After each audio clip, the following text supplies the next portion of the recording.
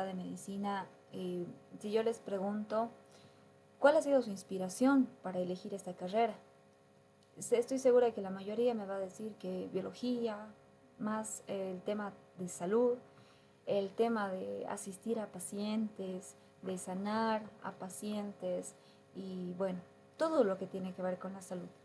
Pero ustedes tienen que aprender otras materias que tienen también mucha relación con la medicina. Una de ellas es química. Y eso es lo que el día de hoy vamos a explicar. Muchas veces química es una materia que no nos agrada, ¿verdad?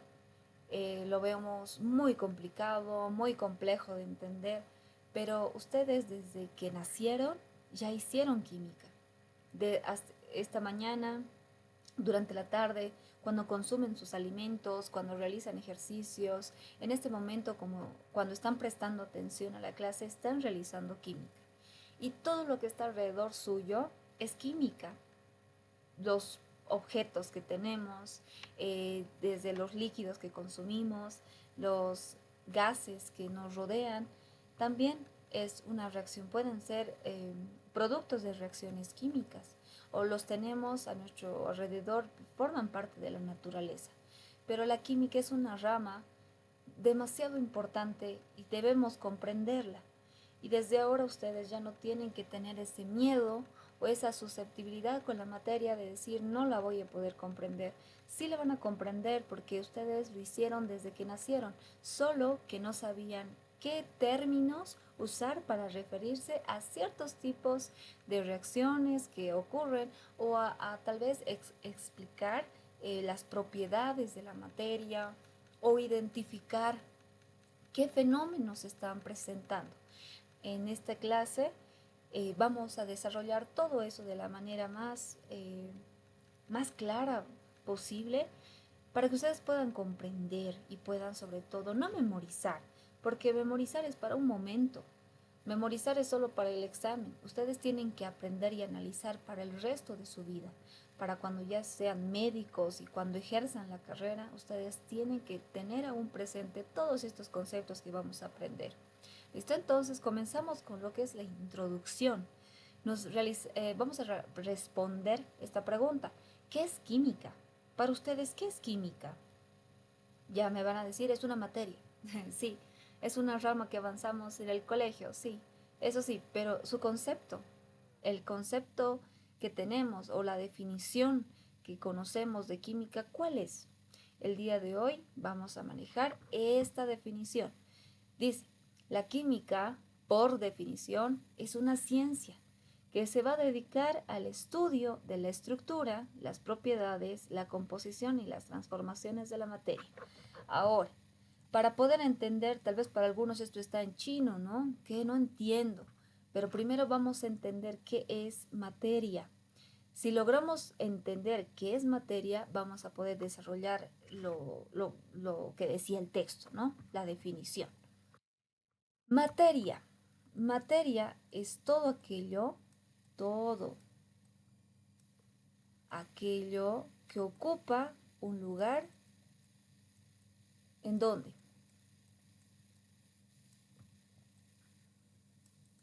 Que ocupa un lugar, que ocupa un lugar en el espacio. ¿Listo? Un lugar en el espacio. Muy bien, la materia. Ahora, la materia se puede percibir por los sentidos, por el tacto, por el olfato, por la vista y podemos sentirlo, ¿no ve? Por ejemplo, nosotros conocemos tres estados de materia. ¿Cuáles son? Líquido, sólido y gaseoso. Estos tres estados de materia a la vez que indica en qué forma se presentan las sustancias, es materia. Si ustedes tienen recipientes plásticos en este momento, es materia.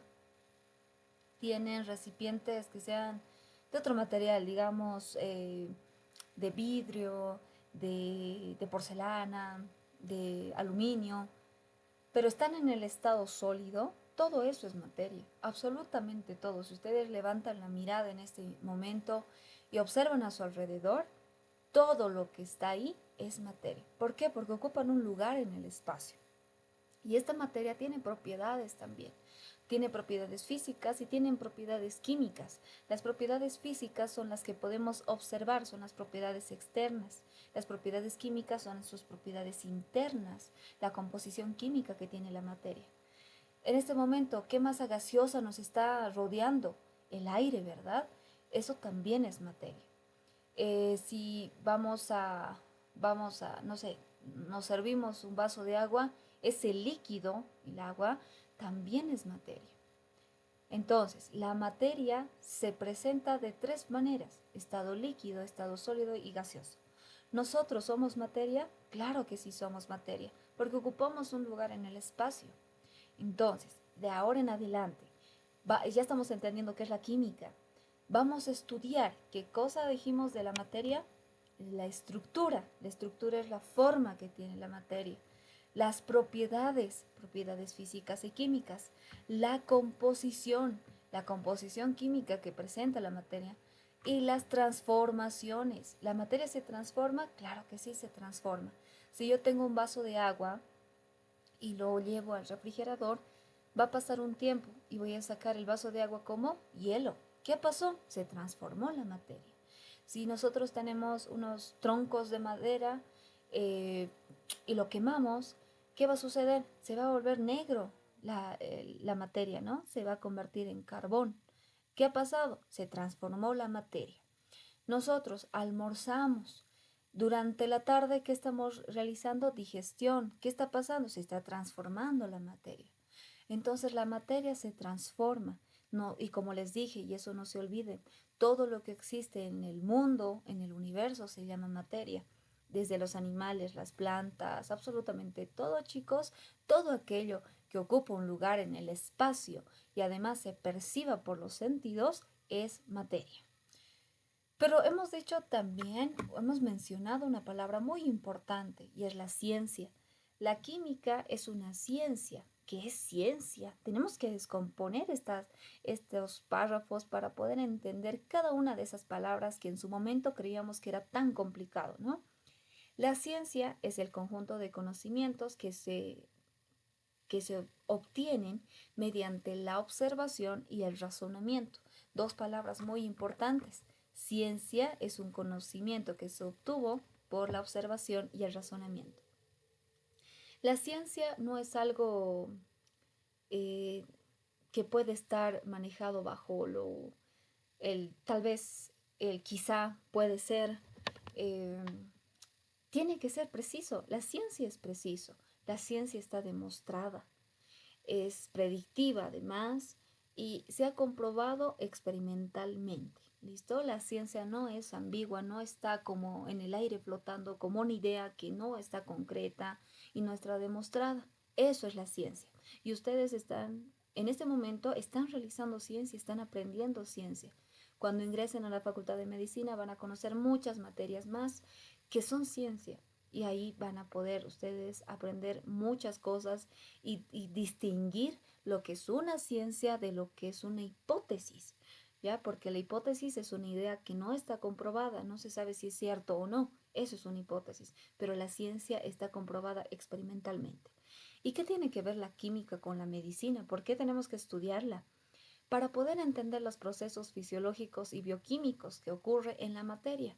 Y de esta manera ustedes van a poder explicar el funcionamiento del cuerpo a nivel molecular, ¿no? Porque el cuerpo humano es un conjunto de átomos y los átomos al unirse forman moléculas y tenemos moléculas importantes, moléculas extensas, grandes, que conforman nuestro sistema.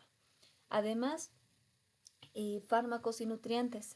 También los fármacos están hechos por reacciones químicas, ¿no? Entre varias sustancias se obtienen estos fármacos y los nutrientes. Y ustedes van a comprender el efecto de los medicamentos y los alimentos en la salud, ¿no? Y además de eso, la cantidad también, que es demasiado importante. Cuando ustedes consumen bastante alguna sustancia, puede ser mortal. Y cuando consumen muy poca de esa sustancia, también puede ser mortal, ¿no? Entonces, hay un equilibrio entre la química y la medicina, pero la medicina se agarra de la mano con la química para poder entender varios procesos. Y también en agentes físicos y químicos vamos a poder entender las alteraciones causadas por tóxicos y las patologías, ¿no? Porque hay sustancias químicas que son tóxicas para el cuerpo humano. No, bueno, en este momento yo solo menciono el cuerpo humano, pero ya que estamos en la medicina, pero esto se extiende mucho más porque no solamente un cuerpo humano se puede intoxicar, sino también, o puede presentar patologías, sino también los animales, por ejemplo, o algunas enfermedades, las plantas también, porque son seres vivos. Y genes y mutaciones van a poder ustedes comprender y explicar cómo se manipulan y mutan los genes. Porque sí, los genes pueden llegar a mutar y otros organismos también. La historia de la química nos permite entender cómo ocurrió ese proceso de cambio y avance en la química y cómo hemos podido llegar de una química tan, bueno, no la palabra química, no, de algo tan mítico en los tiempos antiguos a algo tan experimental, algo tan cierto, tan concreto, tan demostrado. Y eso es lo que vamos a explicar en esta clase. La persona que están viendo en su imagen se llama René Descartes. René Descartes, él desarrolla el discurso del método o también se llama el método científico y se basa en 5 puntos importantes. ¿Para qué se utilizaba este método científico? Para salir de esa idea de que las cosas o las teorías que se tenían solo, bueno, las ideas, ¿no? Eran solo ideas, nada más, o eran solo hipótesis. Tenía que existir un camino para realizar y llegar a lo que es la teoría científica para que sea ¿qué? Para que sea ciencia, ¿no? Para que sea algo demostrado. Porque las ideas, si yo les digo, el cielo es celeste, no me van a creer porque lo están observando. El cielo es, perdón, el cielo es color rosado.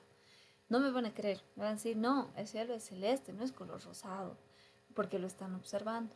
Pero si les demuestro que el cielo realmente sí es celeste, sí es rosado, si existe una demostración experimental y científica, entonces ya no sería una hipótesis, ya no sería una idea. Y en los tiempos antiguos, las personas tenían esa curiosidad de dónde venimos, a dónde vamos, quién nos ha creado, por qué, por qué cuando corremos sudamos, por qué el dolor de cabeza, por qué se produce el dolor de cabeza, o lo más sencillo, ¿no? Lo que nosotros ya hemos escuchado en nuestro avance de colegio, Cristóbal Colón, bueno, no él, ¿no? Sino otras personas decían que la Tierra era plana, otros decían que no, que estaba sostenida por elefantes. Y en una investigación que realizó Cristóbal Colón, pues vio que la Tierra, pues era de cierta forma, ¿no? Y era la curiosidad de las personas en ese entonces. En este momento ustedes están sentados sobre una silla. ¿Quién ha creado la silla? Alguien por necesidad ha visto la necesidad de que las personas no tendrían que estar todo el tiempo parados, sino también sentados, más cómodo. Entonces se crea la silla. Alguien vino y dijo, a ver, haremos las tazas de porcelana. ¿Por qué? Porque ¿dónde vamos a servir las bebidas calientes? Y así, ¿no? Entonces todo lo que está creado, y como les dije, como ustedes han observado a su alrededor, todo lo que es materia, alguien lo creó. ¿Por qué? Por necesidad. El discurso del método es una secuencia, como les dije, para ya no quedarnos en una hipótesis, sino poder demostrarlo. Y partimos por la observación. La observación es algo que se atestigua y se puede registrar. Puede ser un evento, puede ser un fenómeno, un acontecimiento. Observación. Inducción, preguntas que se relacionan al evento. Como les dije, ¿no? El cielo, ese es el ejemplo que hemos colocado. El cielo es color celeste. Listo, observamos, ¿no? Justo nos sentamos en un jardín, observamos al cielo y decimos es celeste. ¿Por qué será celeste? Comenzamos a realizar preguntas relacionadas al evento. ¿Por qué será celeste el cielo? ¿Será porque la atmósfera es celeste? ¿Será porque las capas que cubre la superficie terrestre tendrán ese color, serán celestes, serán azul, serán de diferentes colores tal vez, y en una mezcla de esos colores nosotros desde acá, como somos tan pequeñitos, vemos el color celeste. Entonces vamos a la hipótesis, ahí nos formulamos la explicación posible que daría la respuesta a nuestra duda, ¿no? Como les dije, ¿no? Puede ser por esto, puede ser por el otro, o puede ser porque habrá un manto celeste o azul ahí arriba que aún no lo conocemos. Eso es una hipótesis. La demostración, con la demostración ustedes refutan la hipótesis, es decir, la descartan la hipótesis o la pueden llegar a demostrar experimentalmente. Pero estas personas de aquel tiempo, chicos, y ojo que el método científico hasta ahora se realiza por si acaso, pero en aquel entonces la demostración no solamente era esto es así y punto, así se quedó, no, tenían que demostrar experimentalmente, científicamente y utilizar los medios que puedan para demostrar esto. Y si se demuestra la hipótesis, tal vez una hipótesis puede ser el cielo es el reflejo del océano. Imagínense esa idea en aquel tiempo, todos asustados, ¿no? Porque eran ideas nuevas. Entonces, demostramos. Y la teoría científica, nosotros demostramos que el cielo evidentemente es el reflejo de los océanos, del agua que está en los océanos. Listo, lo comprobamos. Y eso se convierte en una teoría científica. Se elaboran leyes. La ley es un resumen medible del comportamiento observado y también se elaboran teorías. ¿Qué es una teoría? Es como un modelo, es una forma de interpretar por qué la naturaleza se comporta así. Entonces, eso es el método científico, paso a paso, así surge. ¿Listo, chicos? Porque, ¿qué vas a demostrar si es que no existe la observación, verdad? ¿Qué teoría científica va a existir si es que la observación no está primero? Entonces, este es el orden que René Descartes propuso y muchas personas que más adelante los vamos a conocer han realizado esto. Y como les dije, hasta el día de hoy también se continúa realizando el método científico. En esta línea de tiempo que están observando en la pantalla, es un resumen de lo que, bueno, lo más resumido que he podido realizar para explicarles cómo ha surgido o ha cambiado el tema de la química, ¿no? ¿Cómo, cuándo surgió, en qué momento ha surgido? Comenzamos con la prehistoria, hace 790.000 años antes de Cristo. ¿Con qué? Con el descubrimiento del fuego. Las primeras civilizaciones, 4.000 años antes de Cristo. La filosofía natural griega, eh, en 624 años antes de Cristo. La alquimia ha marcado una, un hecho muy importante en nuestra historia. Les voy a explicar, no me quiero adelantar, quiero dejarlos un poquito con la duda para ya cuando entremos logren entender qué era la alquimia, pero tal vez lo hayan escuchado. Iatroquímica. Entre 1493 y 1541 se desarrolla la iatroquímica. ¿Y qué era? Era la relación de la química con la medicina. ¿Listo? Era la química con la medicina. O sea, ya estaba fusionado. Estábamos trabajando con los dos. Muy bien. Medicina. Y esto también lo vamos a explicar. Hay una persona muy importante en la historia que ha desarrollado esta parte, la iatroquímica. La química neumática, que trataba sobre los gases que se utilizaban. La rueda eran de madera, pero más adelante han utilizado las llantas. ¿Y qué tenían las llantas? Pues gases que mantenían, que les daba esa forma, ¿no? La química moderna cuando ciertas teorías ya se han modificado, se han actualizado y en nuestra actualidad, ¿qué es lo que ocurre? Se entregan los premios Nobel mediante, bueno, gracias a diferentes investigaciones que realizan y en diferentes áreas, las personas, los investigadores reciben premios. Ese premio es Nobel, ya es el premio Nobel de química, ¿no? Para nuestra área de química. La química en la era prehistórica, ¿Qué es lo que están observando en su pantalla, esas imágenes? Al primer hombre, ¿no?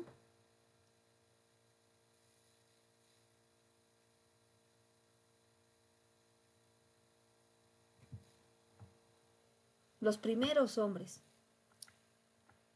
Estamos viendo a al Homo erectus, ahí o parte de este tiempo prehistórico, se comienza a dominar el fuego. Ellos no lo han creado, ellos lo han descubierto. Es muy distinto estas palabras. Una cosa es descubrir, otra cosa es crear. ¿Ya? Entonces, ellos lo descubrieron, estaban tallando sus rocas porque necesitaban crear armas. Ellos antes estaban inofensivos y cuando ellos golpeaban una roca con otra roca, de esa manera ellos afilaban. Y en una de esas prácticas que han realizado salió una chispa. Y la chispa cae sobre sobre ramas secas, pasto seco, y comienza a encenderse, comienza a quemarse. Obviamente ellos estaban asustados, ¿no? Porque nunca habían conocido, era algo distinto, diferente. Se asustaron y cuando acercaban su mano sentían algo caliente. Pero desde el dominio del fuego ha marcado también no solamente para las civilizaciones de aquel tiempo, sino para la historia de la química, el, la ciencia para la química, la transformación de la materia es demasiado importante. Ellos necesitaban defenderse y también necesitaban cazar. ¿Por qué necesitaban cazar? Porque necesitaban alimentarse, necesitaban defenderse de otros grupos y no morir, ¿no? Porque ellos tenían que sobrevivir. Habían dos opciones, o vivías o morías, una de dos. Entonces, en ese tiempo habían animales gigantes y los animales no decían, sí, ven, comeme, ¿no? Seguí nomás. No, ellos, los animales también por instinto se defendían. Habrían muchas muertes. Es por eso que ellos comienzan a realizar este tipo de herramientas. La edad de piedra está marcada por la era paleolítica, mesolítica y neolítica. Y además también se manifiestan lo que son las pinturas, las primeras pinturas con tintes de óxidos y el Homo erectus se extingue por no adaptarse a los cambios climáticos. ¿Eso dónde sucedió? Pues bueno, es una información allá en Australia, ¿no? Ha sucedido ahí, por esos lugares.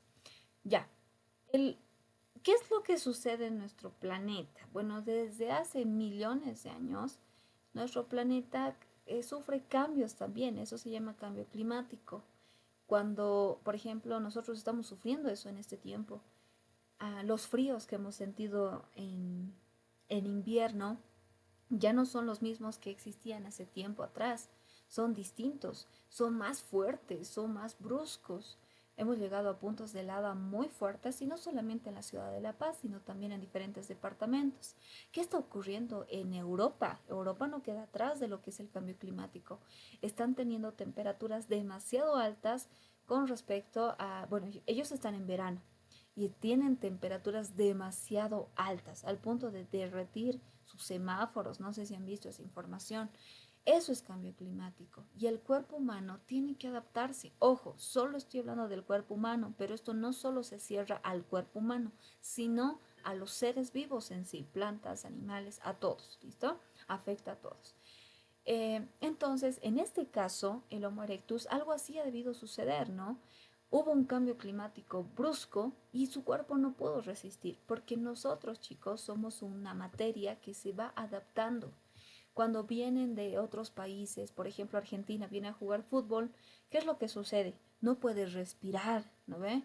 Se agitan en la cancha, están con su oxígeno ahí esperando con sus técnicos, en fin.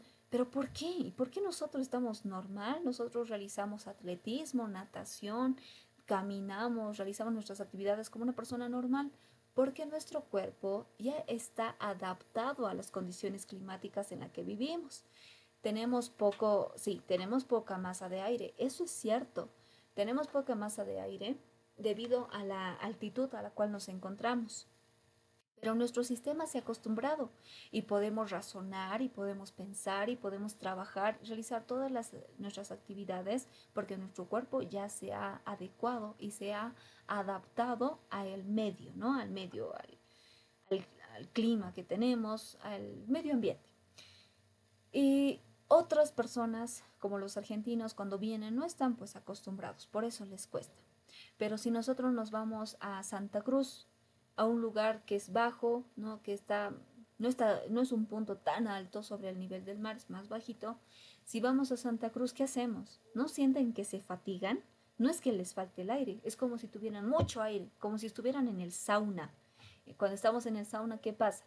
Mucho vapor, ¿no? Mucho vapor, es como que nos saturamos. Lo mismo pasa en Santa Cruz. Tal vez algunos sí, algunos no, pero la mayoría cuando llega a Santa Cruz siente como si se estuviera ahogando, mucho aire. Y es por esto, son por las condiciones. El cuerpo humano se adecua a estos climas. La era neolítica se llama neolítico, de nuevo. El Homo sapiens sapiens dice que adopta una vida más sedentaria.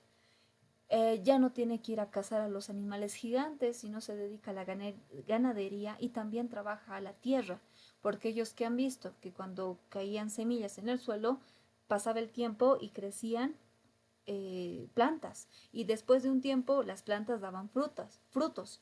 Entonces comienza a trabajar lo que es la tierra y eso es la agricultura, ¿no? Y bueno, esto fue un periodo de transición importante para las sociedades y es una base de la futura edad de los metales. En la edad de los metales, las personas, las civilizaciones iban por el campo explorando y encontraban ciertos metales, entre ellos el primer elemento encontrado fue el cobre. Por eso, desde ese punto se marca la edad del cobre, o también se llama calcolítico. Es el primer metal que se ha utilizado y además eh, bueno, se ha obtenido de la superficie terrestre. Las personas lo utilizaban, creaban sus armas o lo que podían con el cobre. También obviamente observaban las propiedades que tenía el cobre, si era duro, si era resistente y en fin. Bronce, la edad del bronce. Ojo chicos, bronce no es un elemento químico que está en la tabla periódica. El bronce es una aleación de cobre y estaño. Ya en ese tiempo también se encontraba el estaño y han mezclado estos dos metales y han obtenido bronce. Y el bronce tenía así una dureza muy interesante y es por eso que la usaban para fabricar corazas, cascos, armamento, ¿no? De protección para los grupos, para poder defenderse. La edad del hierro, el hierro es una mejora de los hornos de fundición para la fabricación en serie de herramientas agrícolas y armamento bélico. Lo que están viendo en la imagen, pues ellos ya no utilizaban las rocas, las piedras para tener sus herramientas o sus armas, y ellos utilizaban metales. O sea, y observaban ellos que era mucho más duro, que sí, obviamente los tenían que trabajar, tenían que fundir, darle forma, pero sí eran demasiado efectivos y aquí comienza la edad de los metales. Eh, un dato clave, en las Américas, los incas, ellos sí han ingresado a la edad de bronce antes de la llegada de los colonizadores, pero el hierro llega recién en la época precolonial. Y aquí una imagen súper así rápida que la vamos a observar. Esa es la forma que tenían, por ejemplo, en la edad de piedra. Estos eran sus instrumentos que utilizaban, ya sea para los animales, para cazar o para defenderse, para diferentes actividades, ¿no? En la era neolítica ya se utilizó este tipo de instrumentos. La química en las primeras civilizaciones. La estrella alquímica eh, de 7 puntas era una relación entre planetas y metales, o sea, ellos no se referían a Saturno como Saturno, se referían como plomo. Ellos, de alguna manera, lograban observar, ¿no? Con diferentes instrumentos que existían no solamente el planeta Tierra, sino otros planetas. Saturno para ellos era plomo, Júpiter estaño, Marte era hierro, Sol oro, tal vez por el brillo que tenía el Sol, Venus cobre, mercurio y la Luna plata. Esa era la referencia que ellos tenían para cada uno de ellos. Obviamente, ¿no? Si me dicen, pero el Sol no es un planeta. Sí, pero se observaba desde el cielo. Acá los hombres lo observaban y era, pues, estaba en el cielo, ¿no? Por eso hacían también referencia y han utilizado un metal para referirse al Sol. Y sin Sol, imagínense qué podemos hacer, no existiría día y noche, ¿no? Muy bien. Y el ordenamiento caldeo. El ordenamiento se basa en la velocidad media de cada planeta, desde el más lento hasta el más rápido, eso es lo que nos dice. Y la estrella alquímica ha dado origen a los 7 días de la semana. Es una base astrológica importante, de donde vienen los signos zodiacales, ¿no? Venus, Capricornio y en fin, todos los signos que existen, pues ha sido una base astrológica para ellos. Porque no es el tema que nos corresponde explicar, pero rapidito lo vamos a hacer. En el cielo, ¿qué es lo que observaban? Una secuencia de estrellas, ¿no? Y ahí ya comenzaba lo que es la astrología, el estudio de las estrellas. Y además permite una visión de la integración del microcosmos. Microcosmos es ser humano y el macrocosmos es universo. Imagínense esa relación entre ser humano y universo. Egipto. En Egipto hubo primero el descubrimiento del natrón. El natrón es como una especie de barro más o menos que se encuentra en las orillas de los lagos y esto lo han encontrado en Egipto y lo han utilizado para embalsar sus recipientes. Aquí digamos el natrón lo ponían, lo cubrían sus recipientes con natrón. Era una mezcla de sales, carbonatos y nitratos de sodio y potasio que se utilizaba para conservar los alimentos, para que el alimento no se fermente, no se eche a perder, pues entonces embalsaban sus recipientes y adentro colocaban los alimentos. Y ojo, no solo era para alimentos, sino también para los cuerpos humanos, para que no se descompongan, los colocaban también en sitios o ¿cómo le podemos decir? En lugares donde ya tipos recipientes eran, ¿no? Para embalsar, los embalsaban, eh, los, los cubrían para que no se, no llegue a descomponerse rápido, porque emitían pues olores fuertes esa descomposición. Además, en Egipto se extrae lo que es el oro, la plata, los tintes vegetales y animales y se utilizan estos para la cosmética y para también lo que es la pintura, ¿no? Realizaban lo que eran pinturas, arte, el arte se desarrolla y además de eso utilizan ellos la estibina y sulfuro de antimonio para el maquillaje. Esas sustancias eran las que utilizaban. Los papiros médicos, el papiro de Evers, el papiro, esto de acá lo vamos a marcar, el papiro de Evers y los papiros de Leiden y los papiros de Estocolmo tenían registrados las sustancias químicas que se utilizaban para ciertas enfermedades. Era como una receta más o menos donde indicaba qué sustancia con qué sustancia se había preparado o qué plantas medicinales se tenían para ciertas enfermedades y en fin, ¿no? Entonces eso es lo que contenía el papiro de Evers. Y Taputi de la Tecalum es considerada la primera mujer química bélica y ella realizaba perfumes, ¿no? Ella trabajaba en el palacio en Babilonia, realizaba perfumes y para estos perfumes, para obtenerlos, tenía que realizar una mezcla de sustancias. Parece algo bien sencillo, ¿no? Mezclar, mezclar y punto. No, estaba realizando química, porque la química también realiza reacción, hay reacción química. Cuando ustedes mezclan el agua caliente con el azúcar, lo mezclan, ya hay ahí una reacción química. El primer yeso, bueno, en aquel tiempo existían huesos fracturados, claro que sí. ¿Y cómo se curaba? El hueso tiene la capacidad de regenerarse, porque las células óseas tienen esa capacidad, pero siempre y cuando estén en el lugar correcto, en el lugar que tiene que ser, porque si no va a existir una desviación pues, para toda la vida. Entonces, cuando existían huesos fracturados, lo que hacían en las primeras civilizaciones era colocar ramas gruesas o huesos de animales gigantes y las ponían alrededor del hueso quebrado y las dejaban un buen tiempo ahí, ¿no? Las amarraban muy duro, las dejaban ahí y el hueso se regeneraba. Entonces los egipcios realizan la reacción química del óxido de calcio para obtener el yeso. Y esto ha sido una idea de ellos, por si acaso, ¿no? Y es una de las reacciones químicas antiguas más conocidas. En Mesopotamia, Grecia y Roma, ¿qué es lo que ha sucedido?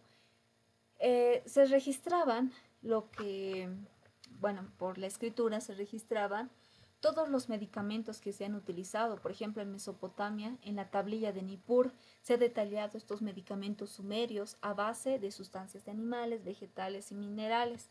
Se utiliza también lo que es la sal común.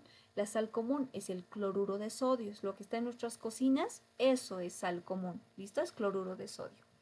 ¿Y qué más? La tablilla de Babilonia. Esto es muy importante. La tablilla de Babilonia expone la coloración del vidrio y los usos del plomo, cobre, cal y vinagre. Estas tablillas ya comienzan a registrar las reacciones químicas y la obtención de sustancias medicinales para la aplicación en su entorno. Esto, por ejemplo, es la tablilla de Nippur. Grecia y Roma se descubren nuevos minerales, argentita, la colcopirita, el latón, por ejemplo, que son aleaciones, o sea, es la reacción química de otras sustancias y han dado estos productos, ¿no? Estas sustancias. Por ejemplo, el latón, esto es el latón, parece como que fuera oro, medio, no sé, un tipo de metal, hierro, ¿no? Pero ese es el latón, es una aleación de cobre con zinc, es una mezcla, se utiliza también este latón. Y la escritura se registraban por lo que son los jeroglíficos, ¿no? En las pirámides, por ejemplo, en las paredes, se iba registrando. Y esto era un tipo ya de escritura, como ustedes pueden observar. Ven ahí medio, no sé, figuras, ¿no? Una ave, por ejemplo. Tenían ya una forma ellos de comunicarse y de registrar todo aquello. Las características y las nociones de la medicina en la prehistoria. Las sociedades primitivas actuales, o sea, en aquel tiempo los que no poseían escritura, esas sociedades nos dan una idea de cómo realmente era la medicina en aquel tiempo, porque ellos en la prehistoria tenían mucho respeto, no solo en la prehistoria, sino también más adelante, cuando ya existía escritura, un respeto a sus dioses y se realizaban ritos religiosos, mágicos. En la prehistoria se encontró, se descubrió que tenían un médico, entre comillas, porque no era el nombre médico, no había ese término, se lo llamaba chamán. Y el chamán realizaba religiosos mágicos, ritos religiosos mágicos y también de hechicería. De alguna forma, ellos lo que encontraban en la naturaleza con respecto a las plantas, observaban que eran medicinales y las trataban, las mezclaban tal vez con otras plantas y obtenían medicina. Pero tenían mucho respeto a sus dioses. Ellos creían que si su dios no les daba el permiso o no daba su bendición para el ungüento o para el medicamento, entonces no era eficaz. ¿No? Entonces, esto nosotros sí nos da como, nos da a entender cómo realmente se realizaba en aquel tiempo y cómo ha ido surgiendo la medicina. Como les dije, en la prehistoria nadie usaba el término medicina, pero ¿por qué lo realizaban? ¿Por qué tenían que sanar a las personas? ¿Por qué tenían que curar? ¿Por qué tenían que evitar muertes? Porque ahí tenían que sobrevivir, era sobrevivir o listo, o chao, no hay más, ¿listo? Y además que ellos estaban en grupos, se movían. Imagínense que un grupo de 20, todos ahí fallecen y solo se queda uno, ¿no? Pues se extingue ese grupo, ¿no? Eso es lo que sucedía, tenían que buscar las formas de sobrevivir. Y además de eso, no habían concepciones y prácticas médicas en el pueblo de la actualidad, en ese entonces, brujería, daño mal de ojo, y hasta nuestros tiempos han debido escuchar tal vez a nuestros abuelitos, bisabuelitos tal vez, que dicen, tu ojo está rojo, ¿no?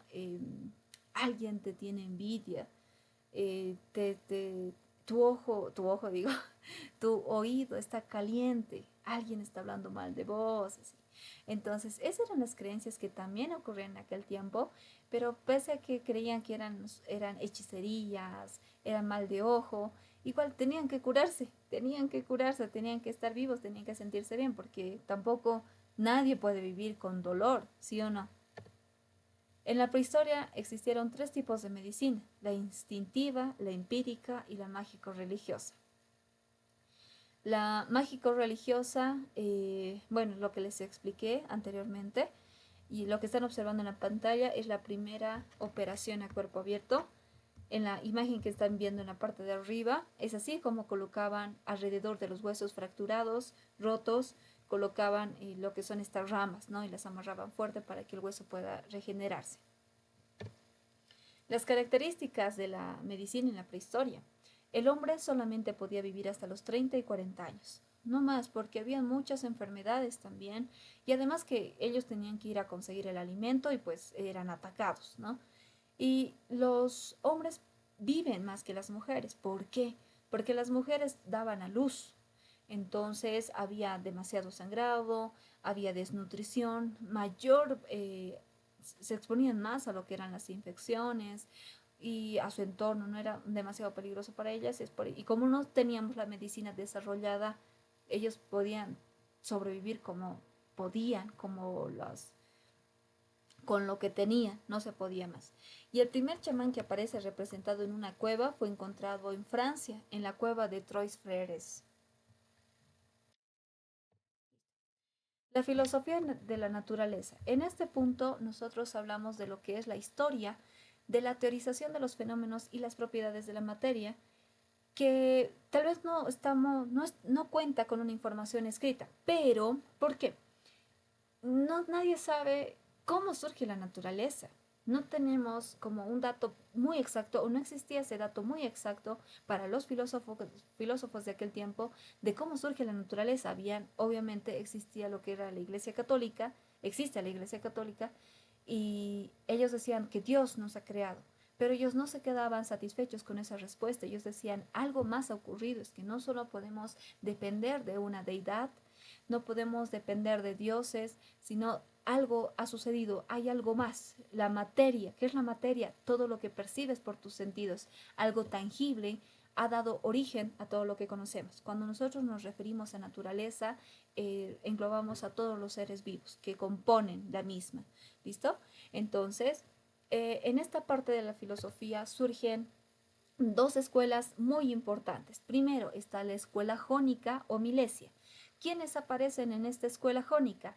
Tales de Mileto, padre de la filosofía. Aristóteles consideró que el agua, esto es importante, por favor, Tales dice que el agua ha dado inicio a todo lo que existe en la naturaleza. ¿Listo? Y él también investiga sobre quiénes somos, de dónde venimos. Eso es lo que ellos querían responder. Los filósofos en sí, ya sea de matemática, física, química, lenguaje, literatura, en fin, todos los filósofos siempre querían responder una sola pregunta y era el ¿por qué? ¿Por qué esto? ¿Por qué el cielo es celeste? ¿Por qué? ¿Entienden? Entonces, más allá de eso, eran las preguntas, así como hemos visto en el método científico, que una vez la observación, ¿qué pasaban? A las preguntas. Viene después Anaximandro y él dice que el apeirón había dado inicio a todo lo que nosotros conocemos. Apeirón significa lo ilimitado, algo que algo que no puede terminar, va a continuar, ilimitado es, ¿listo? Y ahí surge lo que es los términos caliente, frío, seco y húmedo. Anaxímenes. Anaxímenes decía que el aire, también él consideraba se utilizaba una palabra, lo voy a escribir, neuma. Neuma significa exhalación, ¿listo? Aire, es aire. Anaxímenes decía que el aire había dado el inicio a todo ser vivo. Sin aire, el ser vivo no puede existir. Eso es lo que él decía. ¿Listo? Muy bien. Entonces, no se olviden esto. Tales de Mileto, agua. Anaximandro, apeirón. Anaxímenes, aire. Las nuevas teorías de la materia, el pensamiento griego continúa avanzando. Heráclito de Éfeso decía que el fuego había dado inicio a todo, pero además que el fuego también construía y destruía. Y una frase que marcaba bastante para Heráclito de Éfeso era que todo fluye, somos y no somos. Empédocles creía que habían 4 elementos combinados que daban inicio a todo lo que era la existencia de los seres vivos. Agua, y él combina las ideas, ¿no? Agua, ¿quién dijo que era agua? Tales de Mileto. ¿Quién dijo que era aire? Anaxímenes. ¿Quién dijo que era fuego? Heráclito de Éfeso. Empédocles agrega esto, tierra, y que los cuatro elementos han dado paso a todo lo que existe, ¿no? Y además que el amor y el odio, por ejemplo, el amor, él decía, construye, y el odio destruye. Eso es lo que él, las frases que él manejaba, ¿no?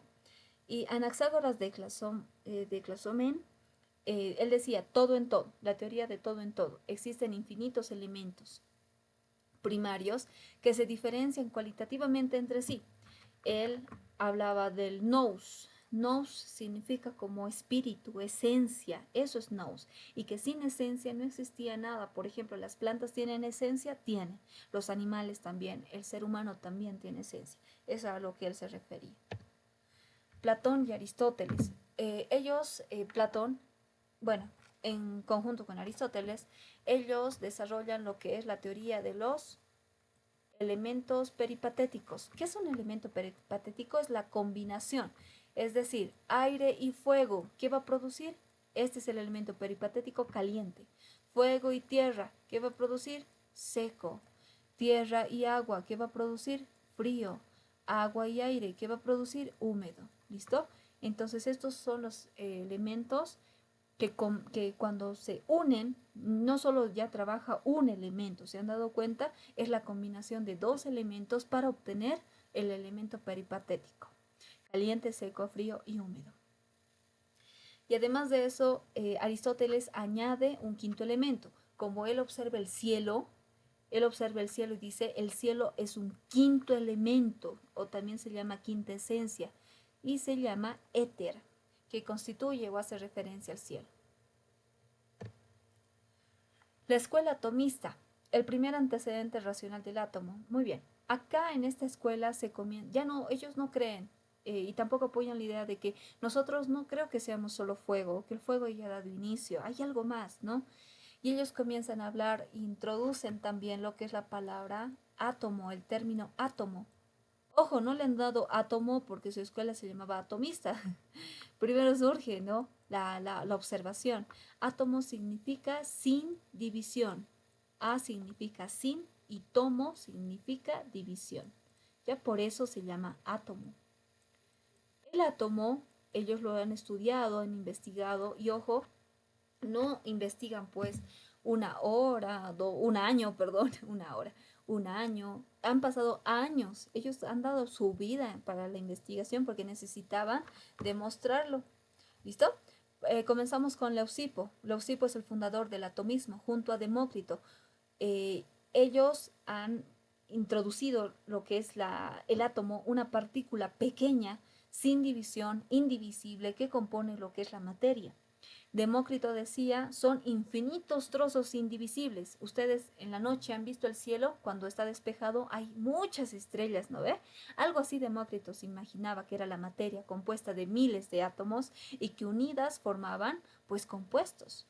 Y Epicuro de Samo retomó la teoría de Demócrito, porque de Demócrito ha pasado muchos años y después viene Epicuro y él retoma la teoría y él dice que la materia está formada por partículas indivisibles y su movimiento está en el espacio. El átomo no está sobre una superficie, sí o sí, el átomo está en el espacio, se está moviendo en el espacio.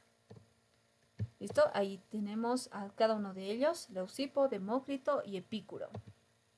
La alquimia su origen se remonta a la época helenística. Los alquimistas tenían la idea, o también podemos decir, la base de su investigación en la transmutación de los elementos, de los metales. Una transmutación es un cambio de la materia, pero interna. O sea, ¿Recuerdan el ejemplo? Yo tengo el vaso de agua, lo meto al refrigerador, se congela, lo saco. Eso es una transformación física, pero la transmutación hacía referencia a la transformación química. Es como ustedes, hoy son humanos, mañana se convierten en, no sé, en dinosaurios. Eso es una transmutación, hay un cambio muy extremo, ¿no? Entonces los alquimistas querían demostrar esto. ¿Cuál era su objetivo o sus grandes búsquedas? Eran dos grandes búsquedas. Primero, la piedra filosofal. La piedra filosofal ayudaría a convertir los elementos metálicos en oro. Su objetivo era fabricar oro, porque ellos decían que el oro era el elemento más valioso del universo, era el más, tenía dureza, era brilloso, o sea, era el más importante. Y el elixir de la vida. El elixir de la vida buscaba la eterna juventud. Entonces estas eran las búsquedas de los alquimistas. Pero los alquimistas practicaban el secretismo. O sea, yo soy un, yo realizo alquimia y mi discípulo es el único que va a saber lo que es alquimia, nadie más. Se cerraban también a eso, ¿no? Eran muy reservados con sus tipos con sus ideologías y por eso es que los alquimistas se han alejado en esa parte del método científico, porque ya saben, ¿no? Que comprendía el método científico de René Descartes. Además de eso, teníamos la tria principia, que son las tres fuentes primarias. Ellos hacían referencia al cuerpo, alma y espíritu con lo siguiente. Para ellos, sal era cuerpo, azufre hacía referencia al alma y el mercurio al espíritu. En la alquimia china, la alquimia no se ha quedado en la antigua Grecia, la alquimia se ha extendido, ha llegado hasta China, pero no se han desenfocado de la idea que era alquimia. La alquimia es la transmutación de los metales para encontrar el oro, o sea, no se ha modificado su idea, ¿se dan cuenta? Si bien medio parece bien extremo esa forma de pensar, la alquimia en sí lo que ha ayudado a dirigir a todos ha sido en la transmutación de los metales o en la transformación, en el trabajo entre metales. Y así es como China encuentra lo que es descubre la pólvora. Además han preparado remedios farmacéuticos con hormonas sexuales y también ellos consumían, les cuento, un elixir de oro que se llamaba huaitán. El huaitán, ellos querían que era un elixir y lo consumían y esto ha causado muchos envenenamientos, muchas muertes y en fin, ¿no? Y además ellos siempre han buscado la perfección, el equilibrio entre el yin, yin, yang y la inmortalidad mediante los elixir. Por eso ellos han consumido esto, por eso consumían el huaitán, ¿no? Querían ser inmortales, imagínense, consiguieron todo lo contrario, ¿no? La alquimia egipcia. Primero, el genotismo era una doctrina religiosa de Babilonia y el conocimiento era alcanzar la iluminación interior. Ellos decían, pese a que la doctrina era religiosa, ellos decían que todo lo que se logra no era ni por la fe ni por la razón, sino por una iluminación interior, es algo más, una esencia mucho más presente, mucho más fuerte. El hermetismo era hacía referencia a lo que es a la astrología, no dejaba de lado esto, era una mezcla de las teorías de Platón, del estoicismo, también obviamente la astrología y la religión egipcia. El misticismo, como su nombre lo indica, eran prácticas religiosas mágicas y se alejaban de lo que era la ciencia, de las teorías científicas se alejaba. Era vista como una pseudociencia, pseudo significa falso, era como una falsa ciencia, porque ustedes ya saben que es ciencia, ¿verdad? La ciencia tiene que estar demostrada y ellos como estaban en el tema mágica y religiosa, pues no se podía, no lo lograban demostrar, por eso quedó como pseudociencia. La palabra griega farmacón designa a los reactivos químicos. La alquimia griega destaca sus aportes farmacológicos debido a las técnicas experimentales, por ejemplo, como el baño María, era una técnica experimental. O sea, no todos los fármacos eran pues obtenidos de la misma manera. Habían muchas técnicas. Una de ellas, lo que ellos han aportado, es con el baño María.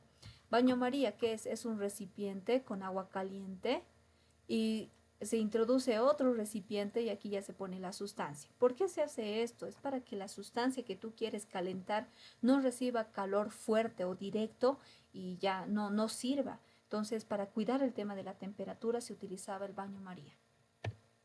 La alquimia árabe. Aquí se han desarrollado la ciencia, el arte, la matemática, la filosofía y la astronomía.